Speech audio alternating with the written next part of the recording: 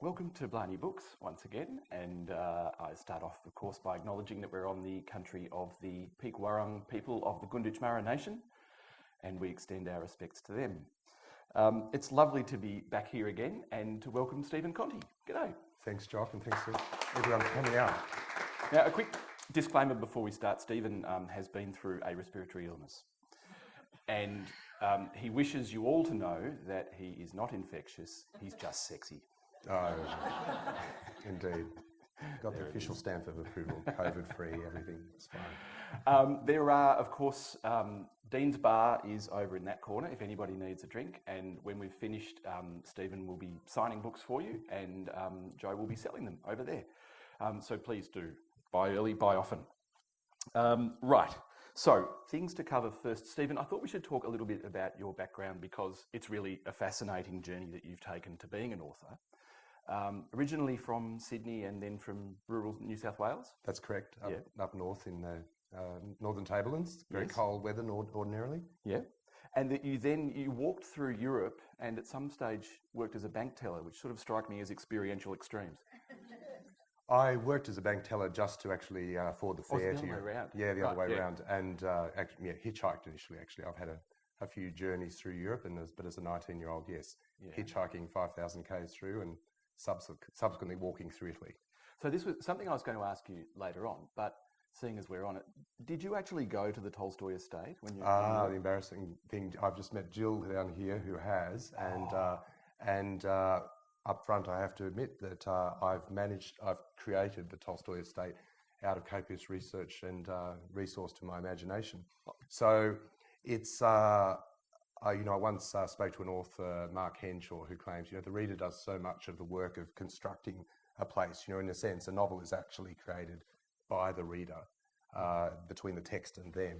And so hopefully I've laid enough suggestive material that they will build that palace in the sky in their own minds.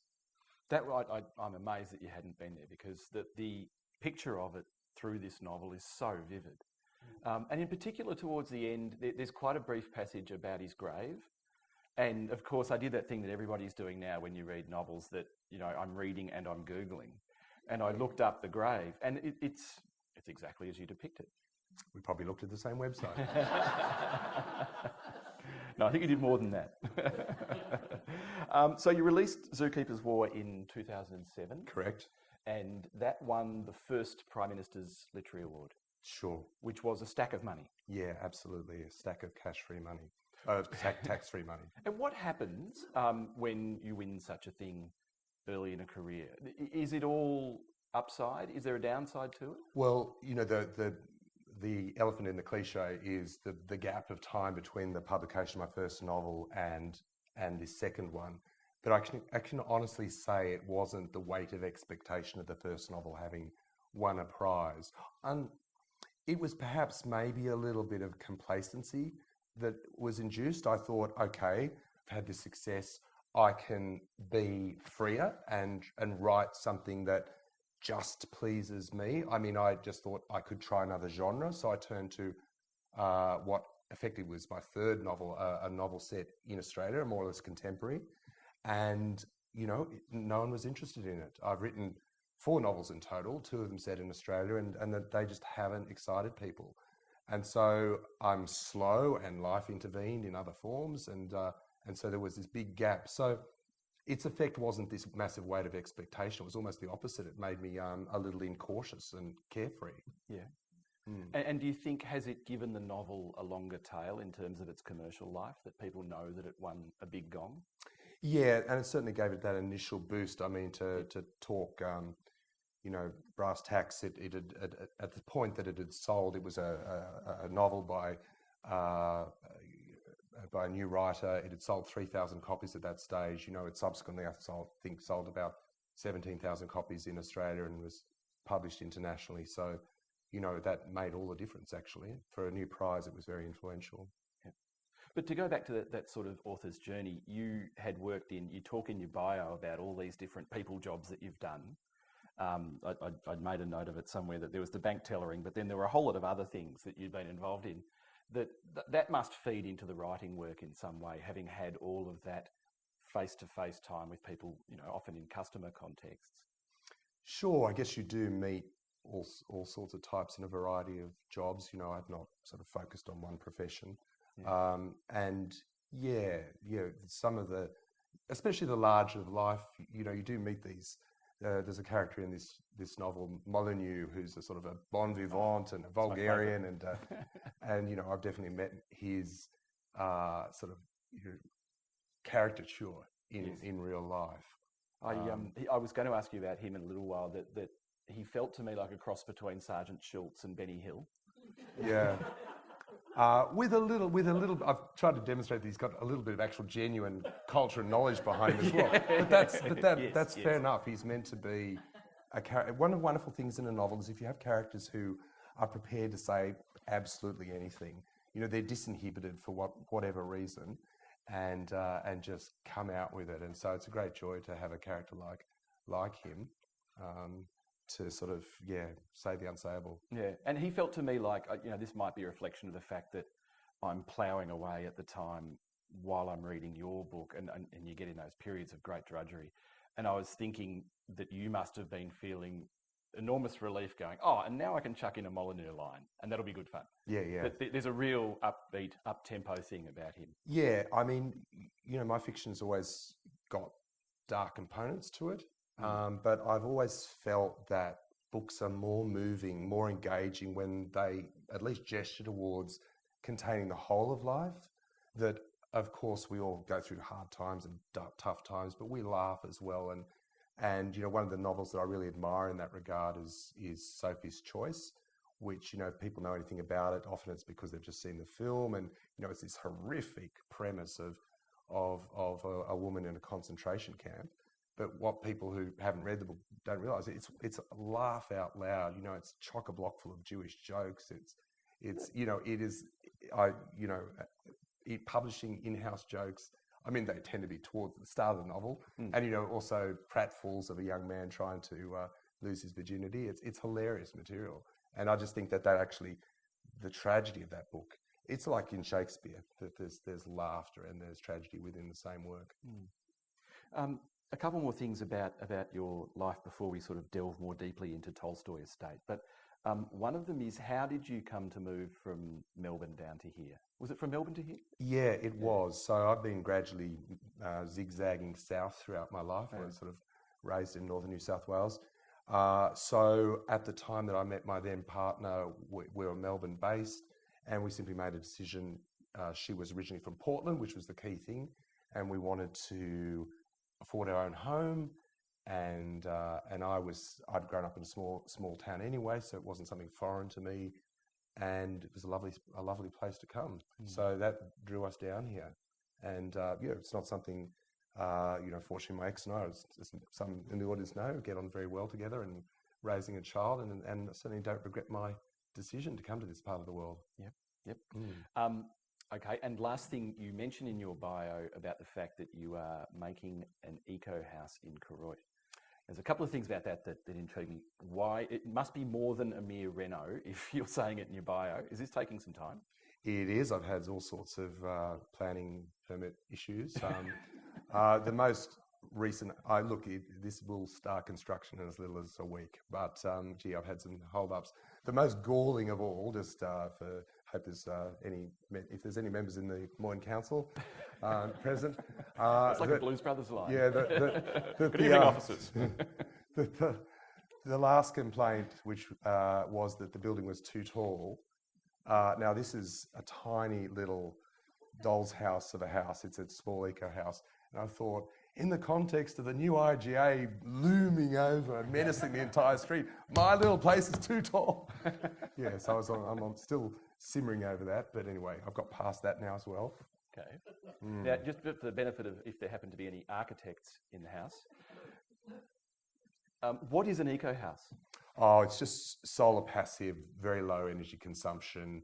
So primarily the really low energy consumption, very little need for heating, and solar, of course, as many people have these days. But also, just small in scale in terms of using less materials and so on. So hopefully one day I'll be able to put it on make it a open house on an environment weekend and so on. Yeah. And have you thought about design in terms of your writing work? Have you thought about it as a nook?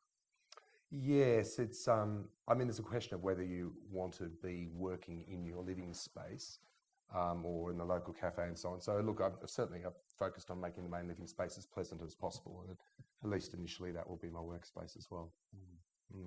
Okay. Now I've circled around Tolstoy Estate too much. I'm going to delve into it. Released in September, amidst, I know this because it happened to me, something like 600 novels that came pouring out of everywhere in September last year because of this backlog that was created by COVID. How did you go with that as a launch experience? How was it getting the book out there? So, you can always feel sorry for yourself, and you can always feel grateful. It depends on how you look at things. And, publishing is an industry that's been able to continue, unlike live music, for example, or the performing arts. So I don't think I ever became seriously infuriated or upset.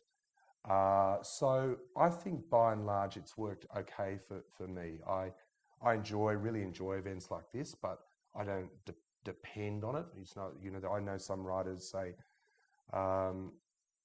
yes, who just absolutely just need the feedback from the audience when they produce a book. And so that's not me. So I haven't really been distraught about it. And I've been lucky enough that the book's so far been able to fight its own corner and hold up so far. So it's been good.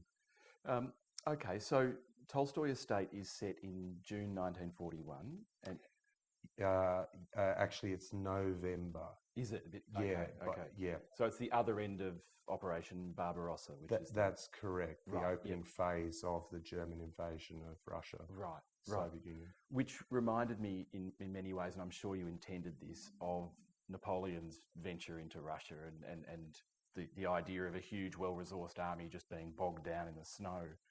That terrible, and your descriptions of the cold are so evocative. This is obviously a very, very serious work of fiction, but there were times when I thought this thought, and then I saw that you had written it yourself about your own book. You called it a dark Teutonic version of MASH. That's right. There is a real MASH feeling about some of this. When there's a battle nearby and the field hospital is suddenly inundated with casualties, and all of the joking stops and these people are just working frantically to keep up. Yeah, it's interesting. MASH was not a show that I was ever sort of devoted to as a child, because it goes back that far.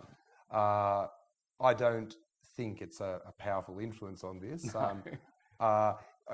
more an echo. It's an echo. And what did surprise me in the book were how funny some of the scenes I like to think turned out. And so that, in a sense, was the thing that took me a little bit by surprise. So who knows what was going on in my unconscious there. It might be best if you perhaps start us off by explaining what's going on at the start of the book and how the plot works. Sure. So my hero, Paul Bauer, is a 40-year-old German military surgeon, and we meet him at the opening of the novel in a truck that is sort of in fits and starts pushing through the Russian mud in a convoy. The rain is hammering down on the roof, and Bauer is trying to pretend to remain asleep while his two sidekicks, his corporal and his private, two of his operating assistants, are there sort of doing a kind of waiting for Godot exchange about should they have stayed back in safety in that previous village. And so you get a sense, and then the convoy stops. And you get a sense of the mud as you step into it, rising to your knees. And I want this novel to be one in which really I like fiction that you feel embodied in. It's not just talking heads. It's people. It's a body moving through space. And indeed, am I imagining this, or had you done a sort of dissertation in there somewhere about the Russian mud and its history of stopping people, stopping armies? I was very curious about it because you would read just as it's almost a truism of popular history how bad the Russian mud was in that first autumn. And I thought, well, you see pictures of horses up to their fetlocks, and I thought, well, how did they continue to move? Because they did. And so I actually ended up speaking to this American historian. He was collaborating on a history, incredibly fine, detailed history. These two academics were working on the period of the 15th of October 1941 to the 30th of October 1941 on a 400-kilometre central section of the front, which they maintained the war was lost for Germany in those 2 weeks in that section of the front. God. And this guy was hilarious on the topic of mud. You know, he was actually a comedian. He knew everything there was to know about mud. So I got a 3,000-word essay on email on the mud from him. And So sorry, I interrupted you, but tell us where this convoy is heading and what goes on thereafter. Yeah, so they arrived that evening after various vicissitudes at the former at Yasnaya Polyana, the former estate of Count Leo Tolstoy. And it's dark, it's raining, and there they encounter. Bauer is astonished, he's woken to this news that that's where they are. The building has been spared, unlike almost every other building in Russia, by the retreating Soviets because of its immense cultural significance to the nation. And Bauer is, amongst other things, a passionate reader of literature and an admirer of Russian literature. So for him, it's a very spiritual experience. Anyway, they turn up there and try to establish themselves, but they're immediately confronted by this fiery local acting chief custodian, Katarina Trubitskaya, who proceeds to live dangerously and to give the Germans hell. And Katarina is one of those other characters that, you know, she is unmoored by rage and therefore says stuff, which is what you want in a book. And she's similar age to Bauer. She's a very disappointed former passionately idealistic communist revolutionary intellectual. And she's actually, we find out subsequently in the book that she's been deeply disillusioned by Stalinism and actually has had her mouth zipped for 15 years.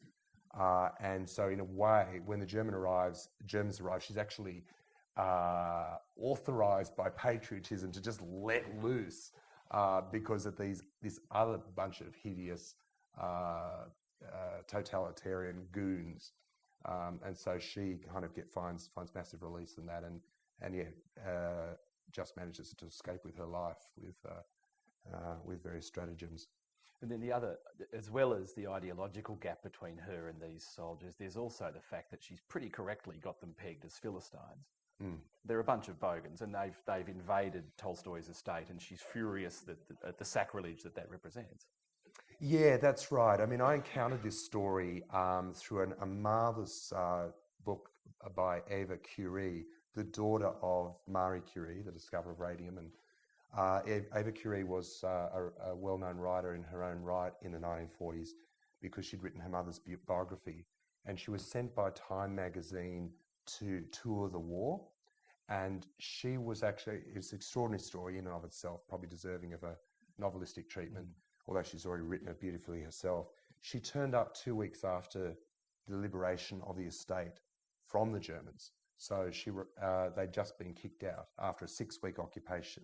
So my novel charts this 6 weeks.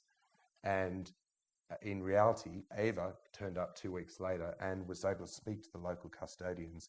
And she was struck, what struck me in turn was the way that she said the locals and the Germans alike were acutely conscious of this place as its ideological and even its metaphysical significance as a shrine to this great poet of national resistance to a foreign invader. Everyone was aware of the Napoleonic parallels, and it became symbolic. Okay, is Germany going to have the wherewithal to overcome the Napoleonic example and actually triumph? And I'd say that Bauer's commanding officer, Julius Metz, becomes acutely aware of this as well, and starts to get a bit unbalanced by the whole contest with Tolstoy. But in your research, was it the case that the Germans were aware that they were repeating a famous historical mistake? They must have known what they were headed into. Yes, I think I think right from the word go, a lot of ordinary German people had deep qualms about the whole war. And then a lot of, they'd been through this horrific war. But then France fell so relatively easily that they started to get optimistic. Certainly Hitler had a notion that, rightly actually, that the Russian people were fed up to the back teeth with Stalinism, and he had a metaphor that the door is rotten, we just need to kick it in, but didn't count on the way that the communists would be able to, rally around the fatherland and completely change their tune about. So I guess it's a grotesque optimism bias on the part of specifically of Hitler. Yeah. One of the first things that this novel taught me that I had no idea about was the enormous reverence for Tolstoy within the Soviet Union and the way that had transcended these different versions of Soviet communism. Marxism and Trotskyism and Leninism and all these different ideas. Somehow Tolstoy had remained, he just sailed above all of it. And the estate in many ways represented that. Yeah, so of course he was an aristocrat to his bootstraps, and as I have Katarina commenting, can trace his ancestry back further than the Tsar, all the way back to the Rurik the Viking. He got the official imprimatur, the stamp of approval, because he had been such a critic of Tsarist culture, and in particular of the Orthodox Church, and had also, as he grew older, become an absolute embodiment of living simply and frugally. And I mean, he was, of course, a mass of contradictions. On a grand estate. Yes, that's right, on a grand stage, And, he was so egocentric that he effectively tried to start his own religion, Tolstoyism, which still has its adherents today and deeply influenced Mahatma Gandhi. So, he had all of these strains of support for the common man that made his work acceptable. And it became especially acceptable as a propaganda instrument when the Soviet Union was invaded. One of the great relationships in this novel, there's obviously the relationship between Katarina and Paul, but also the relationship between the story that you're telling and War and Peace. And it really made me want to reread War and Peace until I got it down and realised how damn big it is. But I remember trying to read it maybe in my early 20s. But you talk about characters in this book. I think Katarina maybe has read it several times. What's your relationship to War and Peace? Well, my relationship with War and Peace is very comparable to Paul's, because I have Paul. In short, it was the most precocious act of reading I ever did as a teen. So actually, I grew up in a boys' boarding school, and I was turning to books as respite and relief and sanctuary. And I just finished reading Lord of the Rings, and I thought, what's another long book I can find in the library? And there it was. And I actually do think I drew a lot from it. I don't think I missed immense, not a lot of it went over my head. I mean, so in the course of my novel, Paul, who's read it as a young man, rereads the novel. Katarina virtually hurls the novel in the Germans' faces and says, look, read this. This is what's going to happen to you. And it's a particular copy of the novel too. That's right. It's a German translation. It's Tolstoy's personal German proofs, I guess, or the German publisher's gift to him. And so he rescues it from his Paul rescues it from his commanding officer's rage and takes it, and takes up Katarina's challenge. He's an insomniac, and he just, after a hard day of surgery, he just reads and reads and reads, and is having this dual experience of living it and reading it. We should talk more about Paul, because he's a wonderful character. To what extent, as a doctor, to what extent is he derived from your parents, who I think were both medical? Yeah, that's right. I mean, often in historical fiction, sometimes there's the unexpected stuff that is autobiographical. And I had a stepfather who was a doctor, and a mother who was a retired nurse. And so the medicine and bodily things and so on have always fascinated me. And then for good measure, I'm a self-aware hypochondriac. So all that stuff has always fascinated me. And so I felt this material was coming together that, you know, ideally you find a story that only you can tell, or you can tell in a way that no one else can. And I thought, you know, I love Russian literature. I've always been interested in, you know, or aghast, but fascinated by war. And also I've got this medical thing. And so one of the great joys in this book was writing the surgical scenes, which is interesting because I'm actually very squeamish in real life. I discovered this as a young man going to see bodies being dissected at Berlin University. I was the sort of felt enterprising young writer. This is what the sort of thing you do. And that's very Tara Moss. Yeah, and got taken through and seeing bodies in various stages of disassembly. And then very interesting, and then realised I was passing out and was able to run out just in time. But those surgical scenes, yeah, I just wanted, there's one in particular that I wanted to make it this epic scene, and it's not by no means unrealistic, where Bauer and his commanding officer do surgery for 37 hours straight, and, you know, going through stages of just exhaustion, hallucination, just emotional breakdown, but having to go on because there's no one else. That is an unforgettable scene. And the things that they have to improvise as they're going along, limited equipment. When I wrote Java Ridge, I spoke to our local GPs wanting to know how to write medical things, and that led down a line of inquiry to an anaesthetist in Geelong called Paul Gauguin. And I saw in your acknowledgements that you also chatted to Paul Gauguin. Same route. I thought to myself, same route, there you go. I thought to myself, he must be wondering what on earth's going on in Port Fairy. What did you learn from Paul? And tell us a bit more about that. Well, one of the difficulties of the research was dealing with the fact that the subject material was the 1940s, medical technology as of the 1940s. The reason I'm hesitating, folks, is I'm going to have to cough a little bit violently, so apologies for this. So 7 out of 10? So Paul was only able to advise me because he was not there in the 1940s either. So we kind of worked it out ourselves about the different stages of inducing an anaesthesia and so on. So. And the horrible scene when someone gets it wrong.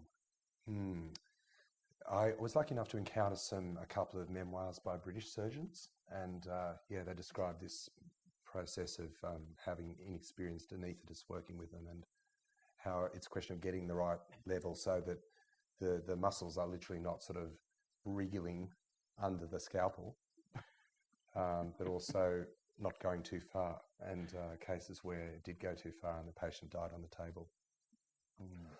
It reminded me of, there's a wonderful book by Kate Cole Adams called Anaesthesia. About with it. Exactly those, the mixture of levels and the way in which, I remember talking to Paul Gauguin about this, that different anaesthetists have different personal formulae as to the way that they like to balance those chemicals. Going back to Bauer, he's really the moral centre of the story, I think, and he's so decent and compassionate and thoughtful, and you have a sense that if ever you were in the terrible position of being wheeled into one of these field hospitals, that he's exactly the person you'd want to be looking down at you. Yeah, I think he's. I did write him. I wanted him to be an admirable man, you know, and that was a definite, not flawless, but. I mean, surgeons have a reputation, some of them as a sort of machismo branch of medicine, and being performance and egotists and so on. But I think there's space within a profession for all sorts, and so, it made Paul a different sort of man. Yeah, and even to the extent that as the novel progresses and we learn more about his life after the war, that he achieves other great things later on, and yet the way in which he explains them when he's narrating his own life, he's almost hesitating about owning his own achievements, isn't he? He's not a braggart at all. No, that's right. And I mean, since you've mentioned this, I mean, I did want that post 6-week period. I wanted to give the novelist that sort of scope of to gesture at the scope that War and Peace has itself. Yes. By kind of gesturing at the decades, which means that we get to know at the beginning or soon into the book, or, well, to be technically correct, about 55% of the way into the book, we learn that Paul survives the war. And in that there was a type of sacrifice, but of tension, but I hope it built tension in other ways, and I wanted to, show really what happens to two decent people when they're ground together by these two vast grinding stones of totalitarian systems. And one of the remarkable things about the Second World War is that the way that ordinary people around the world live these incredibly epic lives. The war had, you're spoiled for settings. You've got the Pacific, you've got the Arctic, you've got the Russian front, the African desert. It just goes on and on and on, and ordinary people lived it. So I just did want to give a sense of that scale of experience as well over and the way it continued to transform the whole 20th century. I remember you had written somewhere about this, you may have been asked the question, why are so many very important novels set in World War II as opposed to other theatres of conflict? And part of your answer was that there are all of these geographical settings, everything from a Pacific island to the snows of Russia. And Japan and even here, and you visited this theme twice. Yeah, well, as I said, in a way, it's sort of almost accidental that I'm becoming a genre writer. But I think there's something just so grindingly terrible about the First World War. And some brilliant writers, Pat Barker, for example, in the Ghost Road trilogy, have managed to tackle it. But there's something just so dreadful in the experience of the men, primarily in the First World War. It was the men, ironically enough, the way in which, symbolically speaking, you could argue that men were feminized in that conflict by being made to await their fates passively in the trenches.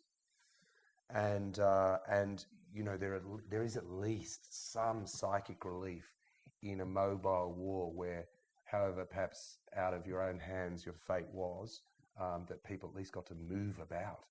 And I think that gives, I've been interested in entrapment and containment, and I've done it again by containing most of the action within the bounds of the Tolstoy Estate. But I think that there is more psychic relief for the reader in that war, reading his stories from it. Just to come back briefly to Bauer and his surgery, I had a sense in your technique in describing particularly that marathon scene of the 37 hours of surgery, that all of the periphery of the scene seems to be blurred, and that you've tunnelled right in on what's directly under Bauer's hands. And it's really skillful. And what then becomes evident is just how crude the surgery is. That a lot of the times a patient is wheeled in at speed and he's looking at someone covered in muck and blood and has to work out what the problem is and literally how to pull that foreign object out or plug that hole or whatever the case may be, and then quickly get that person out and start again. It's extraordinary. Yeah, well, I'm comparatively ignorant about modern surgery, but I'm sure that pure plumbing level of it is still a factor at some level. But you're right, it's mediated. I had a hernia operation and they went in via my belly button or whatever. It is extraordinary. But at some stage, the scalpel has to hit the skin. Yeah. Things have to be removed, and the skin is not always neat as it is in a civilian. It's not always painted up. It's filthy with dirt and cordite and shredded uniform and so on. And so these are the sort of obstacles that war surgeons were and probably certainly still are dealing with. And the other things that it highlighted to me were firstly that a doctor is after all a scientist, and that there's a hypothesis at play, and secondly that there's this sort of detective process of deduction. What's going wrong here? Why didn't that work? How long have I got left? That really adds to the tension in particularly that long scene, I think. Yeah, I knew once I conceived of that scene, I just had a sense it was going to be a winner. Like I knew I was asking a lot of the reader to just read page after page after page of surgical descriptions. But it's not. I'd like to think it's not only that, but it's a sort of, I like to think it's sort of psychological tour de force as well. But yes, it just wanted to have that intensity of that. And there's that great sense of, as a reader, you're trapped with him. That I don't know. I was lucky enough that I was sitting somewhere where I was able to just read the whole scene. But if you were on a train and you come to your station, I think you would literally have had to stay on the train because you're there with Bauer and he needs to finish. And shit, there's another patient, and it's quite extraordinary how gripping that is. Yeah, I feel that. Well, we like hospital dramas, don't we? That was one of the reasons I thought I was on fairly safe ground. I mean that the Tolstoy Estate's a war story, but it's a love story. And then I suddenly realised it was at one stage, and it's a hospital drama and it's a crypto ghost story. Once I realised it was a crypto ghost story, at that point I was like cackling with glee. You know, maybe I went a step too far. But I thought that was methamphetamine. Was that actually a ghost story? Well, it's as I say, crypto. I'm an arch rationalist, but I just thought, what if one of the characters thought there was a ghost? So, yeah. We should talk about Katarina, and I think you've used the terms that I had written down, which were fiery and patriotic. She is also, I don't think I'm spoiling anything by saying she's very much in love with Bauer, but she gives him a terribly hard time. I think it's always a joy to write a powerful woman. I mean, I'd almost argue that as a male author, this might seem, I don't know if this is controversial or not, but I don't know that we have a choice now. Which is in a sense, I've been scratching my head over that, contemplating my next book. You know, if you write women of the 1940s realistically, vast bulk of them are living their lives in relation to men. They orbit men. It's there's very few who are striking out in any meaningful way. You know, if they're strong characters, if they're strong women, they're getting a powerful husband. You know, that's what they're doing. So I think that those women did exist, and it's not necessarily the job of the novel to be representative. It's to tell a plausible, gripping story. So I'm sure women like Katarina existed in that era, and so I've really loved making her bold and strong and powerful. And in a sense, yeah, she has an animus to Paul's anima, his more gentle, caring persona. But I don't remember noticing in the novel, I may have missed it, but noticing how it was that a woman had wound up, and a comparatively young woman had wound up in charge of one of the holy sites of Russia. Was that something that says a bit about Soviet feminism? Or how has she got there? Yeah, it does actually. So for a start, I perhaps didn't make it clear in the novel that the director has done a runner. So, I mean, he's done a runner, you know, with permission. And you know, they did have to escape in a bit of a hurry. But the Soviet Union in theory did have some remarkably progressive things, and women were actually allowed into the workforce, but you know, of course, with bells on, they also had to continue to keep home and raise children and so on. All the double standards that still exist today in the West existed in pre-Stalinist and Stalinist Russia, but women were actually given professional roles earlier than they typically were in the West.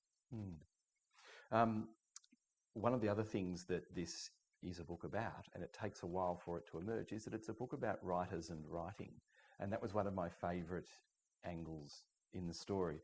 But there's two references to Katarina late in the book that I thought I should get you to talk about because they fascinated me. This is one. We're 400 pages in by this stage. She says, I think to her son, there's a difference between a slippery writer and a slippery book. I'm not talking about literal truth here, the evocation of facts. I'm talking about a deeper veracity, a fidelity to what life is really like. That's one of those great distillations of what fiction does, what it does well, that it's supposed to be telling a made-up story in order to point out a deeper truth. I think that's right. I mean, in that context, you know, her son she's said that she's a slippery writer. They're speaking to a young. In any case, I won't do any more plot spoilers. I think reality has to be shaped in fiction, to give it a little more artistic coherence than typically reality provides, and also I suppose fiction is ideally how it differs from non-fiction is that perhaps you typically turn to non-fiction to be informed. But I once heard Hugh Mackay, author and social researcher Hugh Mackay, say, you turn primarily to fiction to be impassioned. And so that I'm always guided by that, no matter how informative, well-researched a book is, a novel is, at its core, it's about people and passion. And so, yeah, that's what I've tried to hold to in this book. On the very next page, she has this thought, and I had written in the margin next to this, ouch. She says, the truths she's talking about, she's referring to herself and her book, A Life on Earth, the truths she's talking about, the ones left out of A Life on Earth, are for the most part a woman's truths. Abortions, her lusts, her low opinion of men as a class, her high regard for a foreign invader. Yes, so Katarina remains to the end. You know, she remains pugnacious and trenchant in her opinions, and yeah, she's reflecting on the things she's had to leave out to make a novel publishable, which is a whole other topic. You know, something I still reflect on. I'm currently thinking, I don't know if it's gloomily or just realistically, that does a novel, the closer it gets to the truth, the more unreadable it gets, the fewer readers it can find. You know, I think of a superb sequence of the Thomas Cromwell novels. You know, I'm just into the third, only at this late stage, and thinking, you know, they're widely read, and rightly so. They're an astonishing piece of work, but you know, is Cromwell a bit too good to be true? And is that really why? Wouldn't he have been a bit nastier, a bit tougher again? And you know, is that what makes those books palatable in a sense? If you got the absolute unvarnished Cromwell, we'd recoil. I was having this very conversation 2 nights ago, to the effect that I cannot read those books. I've tried and tried. Yeah, and I admire that. I know what you're saying. That the construction of that world is unbelievably good because it feels convincing. It doesn't feel like a stage set. But I found myself, once I'd admired the suits of armour and the works, I was thinking, yes, but what's happening here? And I think that was the bit that I lost. Yeah, yes, it's look, brilliant writer, there's no doubt, and we can talk all night about her. We should. Perhaps we should. We were talking before about squeamishness and about gore and bodily functions, but tipping that just slightly, there's a lot of violence in this book, and to my mind, it's very, very well directed. That early on, 2 or 3 pages in, a man shoots himself. And then much later in the book, there's this scene where an armoured vehicle rolls over, and it was this sort of slow, protracted violence. And then, of course, there's all the surgery stuff in between. But can you tell us a little bit about how you treat violence and how you approach violence? Because to me, it was really effective. Yeah, so that's interesting that you should say that. I've got a friend in Oregon who said, I couldn't possibly read your book. I want to. I don't want to read violence, da-da-da. And actually, I went through the book, vetting it for her. So which pages should you avoid? And I only found 4. I said, you know, watch out for page 19, watch out for page 63. Though there are actually only, I mean, you know, of course, depending on how you classify, there are actually only about 4 explicit acts of violence. A lot of it is referred, you're hearing about it. Or the aftermath of it. Yeah, indeed. Yeah. So, look, I'm like a lot of writers, perhaps stereotypically like a lot of male writers, fascinated by violence, the way, and horrified by it, the way that it is just so definitive. You know, to sort of quickly psychoanalyze myself, you know, the aforementioned boys' boarding school. Doesn't matter if you're smart, doesn't matter if you're clever, it doesn't matter if you're trying to be winning, doesn't matter if you're right. The boy with the bigger fist, you know, prevails. Yeah. And so that's had a big impact on my thinking. The way that it's always underlying power is always backed up ultimately by the threat of violence, the capacity to inflict violence. there are a whole lot of other things I wanted to ask you along the way, and I feel like I'm just conscious of how the time's got away from us. But things that I think are really important to know about a book like this. How did you get, and everyone I've spoken to who's read this book has asked the same thing, how did you get this level of historical detail so right? I know that you read Eve Curie, and you obviously know your Tolstoy very well, but the small everyday stuff, what was the process? Yeah, thanks very much, Jock, for that comment. I think I had a certain kind of feel. I felt I had a feel for the German milieu of the 1940s from my first book. That I'd done a lot of, for that novel, I'd done a lot of social research about the Third Reich and the social mores, and even the technology that people had and carried, little things like, oh, they had vacuum cleaners, that sort of trivial stuff, the lived experience. And a bit of, and so it's really just a question of research, but then having done the research, trying to wear it lightly, that, the trick is you don't want your viewpoint character commenting on observing stuff that would be mundane to them. Yep. And then it starts to seem like a recitation of facts about the period. So it's got to be psychologically plausible. So just in passing, if it's relevant, Bauer will comment on a surgical procedure which is relevant and so on. It's just a question of looking for those really telling details, and you get very adept at spotting them. They leap out from the primary sources and the secondary sources. They leap out at you as something novelistic. Had you been off on a frolic about the Germans and amphetamines? Because I found that completely fascinating. Yeah, I found this research material myself, and then was absolutely irked to discover a German historian then writing a popular history of this. Yes, while I was researching the book, it came out translated into English as Blitzed. The history of the but I subsequently discovered that it wasn't just the Germans, that a lot of the paratroopers in the D-Day landings were pumped up on amphetamines because, just for legitimate operational reasons, they needed to be awake for 72 hours to actually hit their objectives. And so, it's a beginning of artificial soldiers, if you like, or of enhanced soldiers. So sure, things have moved along since then. The obvious thing to ask at this point, you've written 2 novels very, very successfully set in World War II. What do you do next? Are you going to stay there? My current thinking is that I'm going to continue to do what I'm doing, which is to say, plugging away at Australian set novels in the hope that one will but simultaneously, I'm going to try to write 2 books at once. Okay. But continue in my lane and writing another World War II inspired novel, and also just plug away with no expectation of publication or success at something a bit more obviously personal. Oh, that was so cryptic. Can you tell us any more about either of these things? I can tell you one thing. I've decided to go somewhere, for the Second World War book, I've decided to go somewhere really hot. But a dry heat.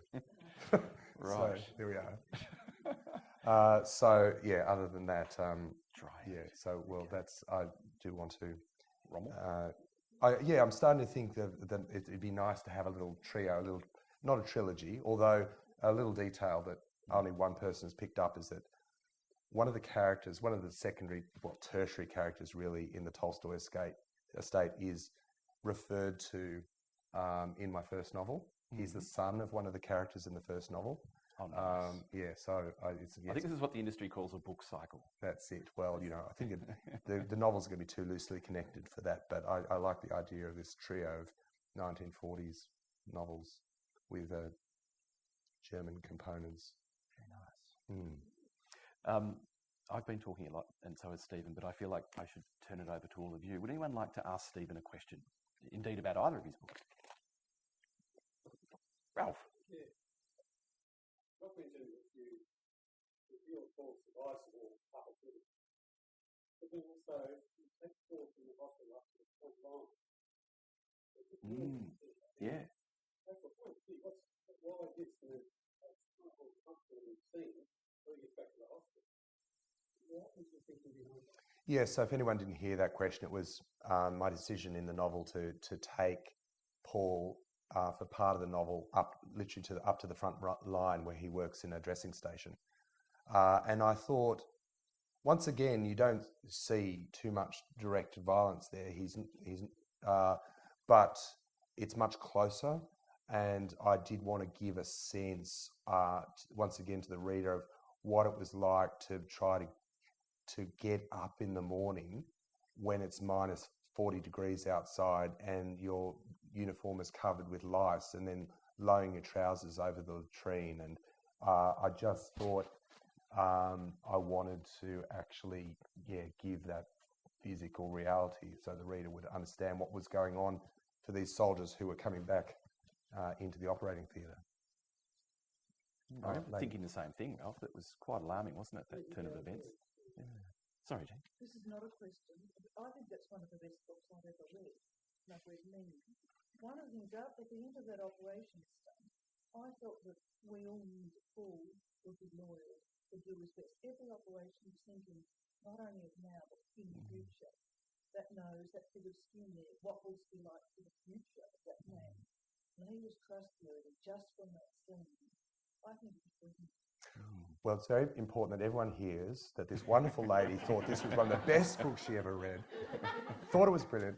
Thanks so much. I really appreciate that. And that Paul, his trustworthiness comes through in the way that he treats people.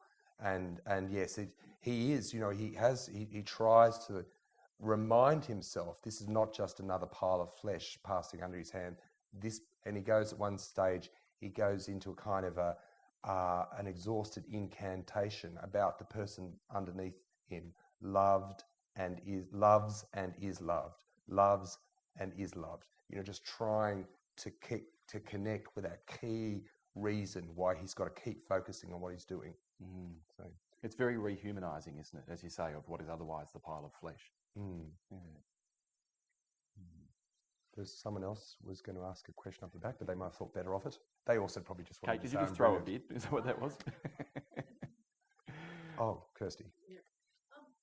Were you tempted at all to make the couple have a happy ending at any point?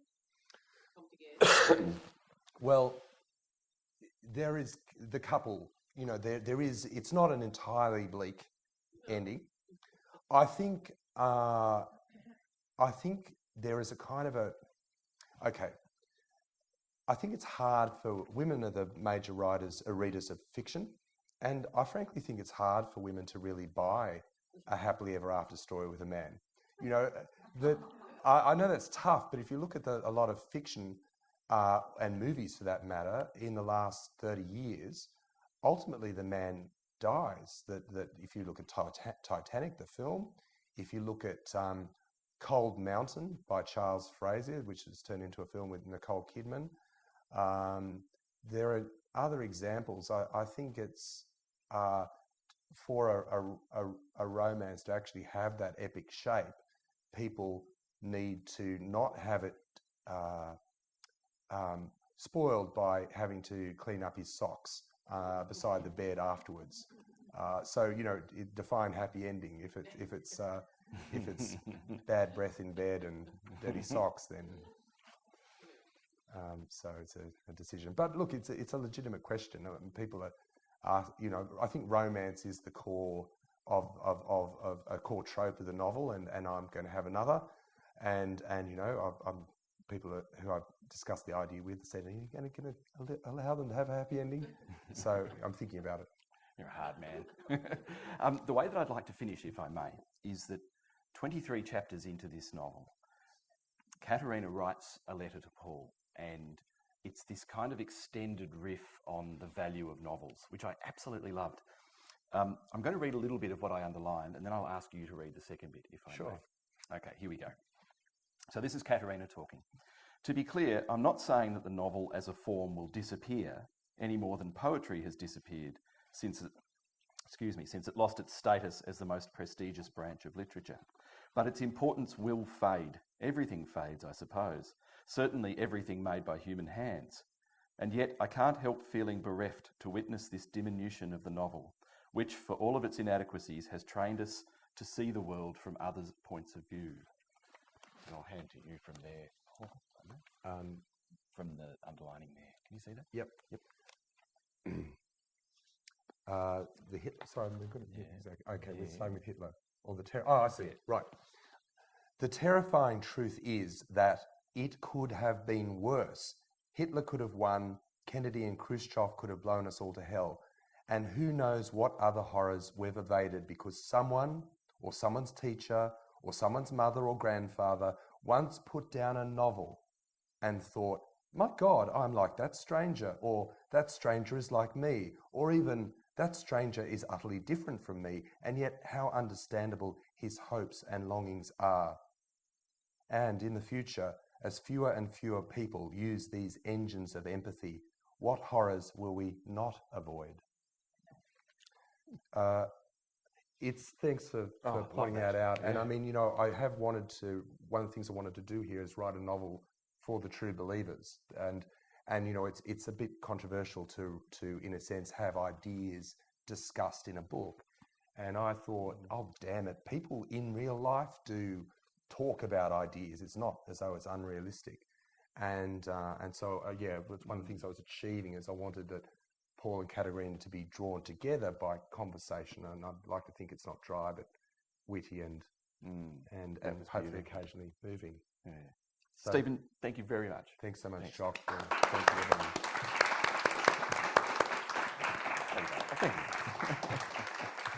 Thank you. And as always, Dean's Bar and signings and sales.